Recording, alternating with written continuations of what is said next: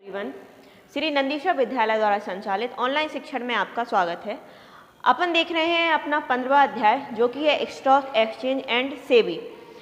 तो आज के चैप्टर में अपन स्टॉक एक्सचेंज के बारे में जानेंगे और कल जानेंगे अपन सेबी के बारे में कि security exchange board of India क्या होता है। तो जो अपन ने लास्ट चैप्टर पढ़ रखा है उसमें भी आपने सेबी के बारे में थोड़ा बहुत जाना होगा कि जो सेबी होता है वो स्टॉक एक्सचेंज को कंट्रोल करता है, या फिर कहें कि जब प्रतिभूतियों का अपन को क्रय विक्रय करना होता है तो जो नियम कायदे कानून लागू होते हैं वो security exchange board of India या कहें तो सेबी के द्वारा ही जारी किए जाते हैं। तो अगर अपन देखें कि जैसे कभी अपन वस्तुओं का क्रय विक्रय करते हैं तो अपन को मार्केट जाना पड़ता है, जैसे कोई वस्तु खरीदनी है या बेचनी है तो अपन मार्केट जाकर उसको खरीद सकते हैं। अगर इसकी जगह देखें कि अपन को अंशों का क्रय विक्रय करना है, जैसे किसी को शेयर्स खरीदने हैं, किसी को डिवेंचर खरीदने हैं, कुछ भी करना है, उनमें अपनी पूंजी लगानी है, तो अपन मार्केट जाकर वो चीज़ें नहीं खरीद सकते हैं। तो एक ऐसा स्थान जहाँ से अपन क्या कर सकते हैं, वस्तुओं का जो क्रय विक्रय कर सकते हैं, उस स्थान को हम कहते हैं कि वो क्या है, स्टॉक एक्सचेंज है। जैसे कि अपन ने पढ़ा था कि जो हमारे भारत है उसमें 24 स्टॉक एक्सचेंज हैं, जिसमें से सबसे बड़ा स्टॉक एक्सचेंज है बॉम्बे स्टॉक एक्सचेंज और उसका मुख्यालय भी मुंबई में ही है। तो अपन जानते हैं कि अब स्टॉक एक्सचेंज क्या होता है।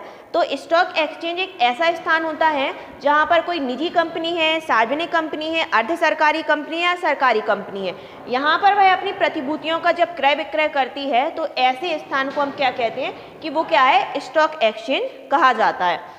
अब आपको समझ में आया, मतलब कि एक ऐसा स्थान जहां पर अपन क्या कर सकते हैं, अपनी जो प्रतिभूतियां हैं, शेयर्स हैं, उनको क्या कर सकते हैं, क्रय विक्रय कर सकते हैं। ऐसे स्थान को हम कहते हैं कि वो स्टॉक एक्सचेंज है, यानी कि स्कंद बिपणी है। अब क्या होता है, जो हमने पढ़ा था द्वितीयक बाजार होता है जहां पर कोई भी कंपनी क्या करती है, अपनी प्रतिभूतियों का क्रय विक्रय करती है। तो अपन द्वितीयक बाजार को ही स्टॉक एक्सचेंज कह सकते हैं, क्योंकि वहां भी प्रतिभूतियों का क्रय विक्रय होता है और इनका काम भी क्या होता है, प्रतिभूतियों का क्रय विक्रय करना ही।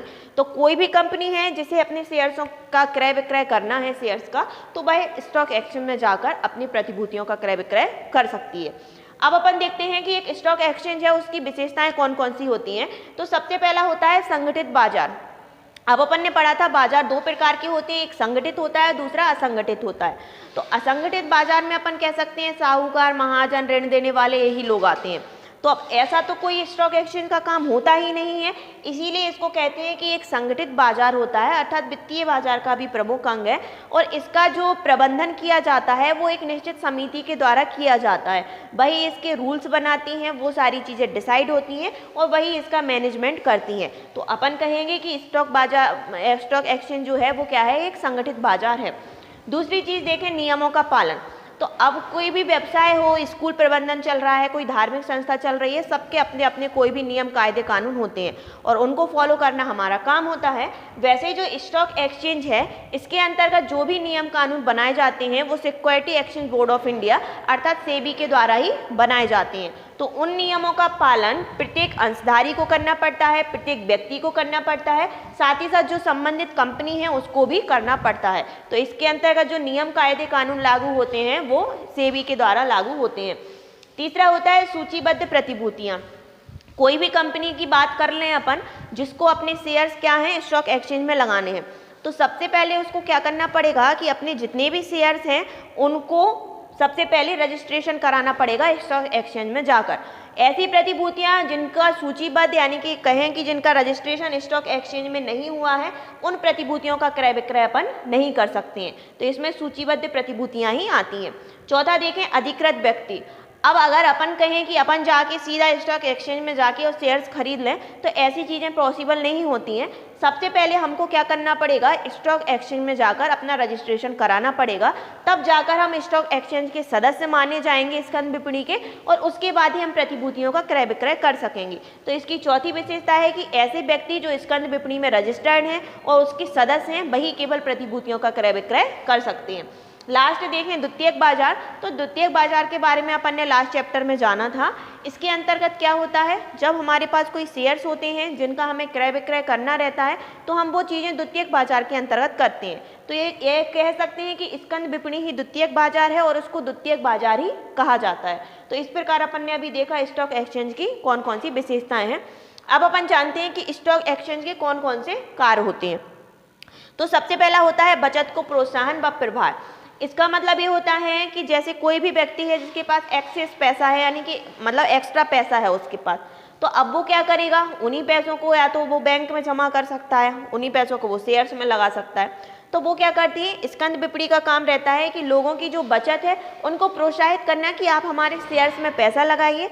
इन केस जो फ्यूचर है उसमें अगर हमारी गुडविल अच्छी तो वैसे ही है, तो हमारे शेयर्स की वैल्यू क्या हो जाएगी, अपने आप ही बढ़ती जाएगी। तो एक तो बचत को प्रोत्साहन मिलता है, दूसरी चीज जो पैसा सेबी के पास स्टॉक एक्सचेंज के पास आता है वह उन लोगों को देता है जिनको जरूरत है, अर्थात उद्योग संचालित करने के लिए या व्यवसाय करने के लिए जिनको पैसों की जरूरत होती है या किसी कंपनी को जरूरत होती है, तो स्टॉक एक्सचेंज उनको वो पैसा भी उधार देता है। तो बचत भी होती है और इसमें उस जो बचत से पैसा स्टॉक एक्सचेंज के पास इकट्ठा होता है वह उसे दूसरी जगह लगा भी देती है। दूसरी चीज देखें, तरलता। अब जैसे अगर मान लीजिए आपने कुछ 50,000 के शेयर्स खरीदे हैं, अब आपको पैसों की जरूरत हुई तो आपने वो 50,000 के शेयर्स बेच दिए तो आपका काम हो गया।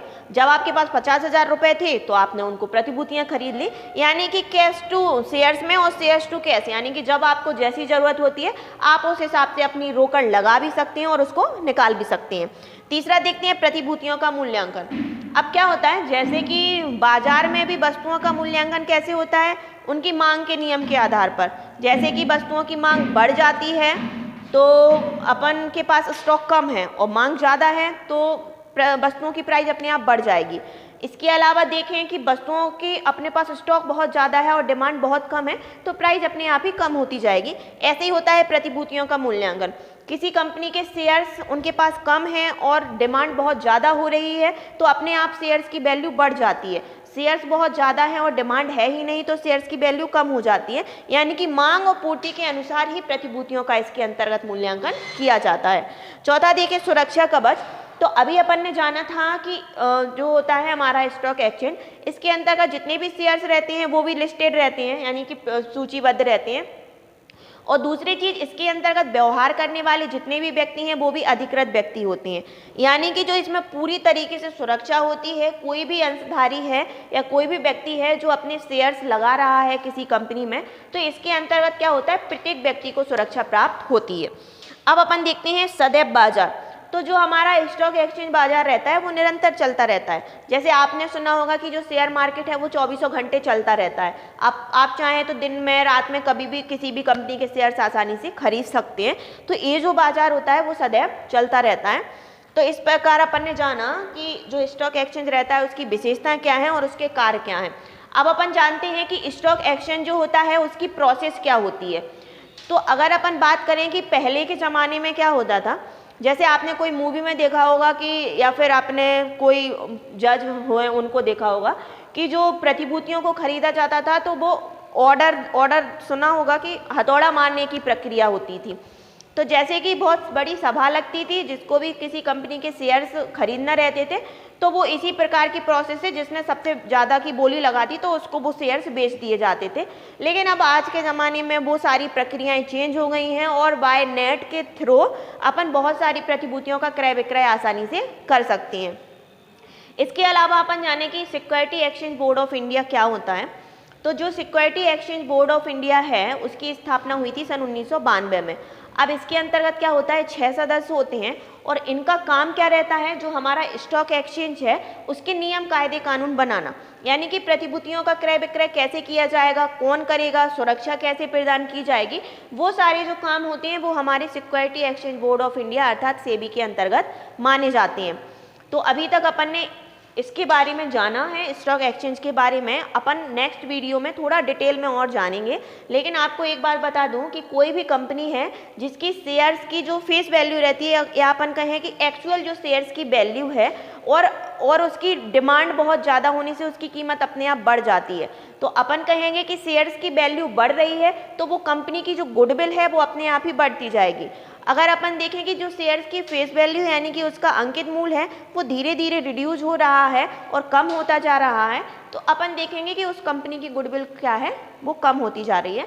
तो आज अपन ने जाना स्टॉक एक्सचेंज क्या है, अर्थात एक ऐसा स्थान जहां पर कोई भी कंपनी है, सरकारी है, गैर सरकारी है, निजी है, अर्ध सरकारी है, वह अपनी प्रतिभूतियों का क्रय विक्रय आसानी से कर सकती है। तो उस स्थान को हम कहते हैं स्टॉक एक्सचेंज, जिसमें अपन ने उसकी विशेषताएं भी देख ली और उसके कार्य भी देख लिए। कल अपन इसकी प्रोसेस को डिटेल में जानेंगे, साथ ही साथ security exchange board of India क्या है, क्या उसके कार्य होते हैं, क्या उसकी विशेषताएं हैं, वो अपन नेक्स्ट टॉपिक में जानते हैं। Thank you.